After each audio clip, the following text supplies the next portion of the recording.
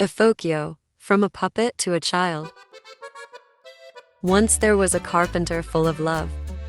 His name was Master Alish. Golden sparkles appeared on an empty stall. A puppet appeared on the counter, molded by magic. This puppet was called Efokyo. The fairy godmother raised her magic wand and said, "You have to be industrious. If you don't lie, you can turn into a real boy." In the morning, Efokyo woke up excited. He started to explore the workshop, but everything had fallen apart. "Master Ali, you have a lot to learn in life. You have to go to school for that," he said. Efokyo didn't want to go to school. It's better to run and play, but he was finally convinced. One day on his way to school, he met a cunning fox. The fox said to him, "Going to school? So boring. Come with me to the land of smiles. Everything is so much fun there."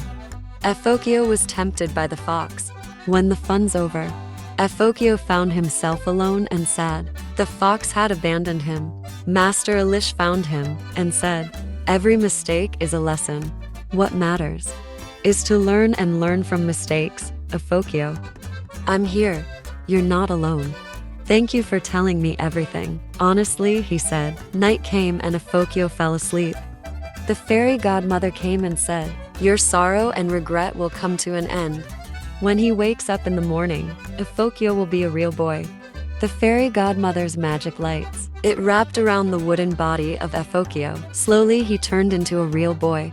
In the morning, Master Alish could not believe his eyes. He gave Efokyo a big hug. He was no longer just a puppet. His heart was full of integrity. He was a real boy. But it's not just the fairy godmother's magic that makes her real. The honesty and integrity was love. Master Ali. He smiled at Efokyo and said, "It means being a real kid.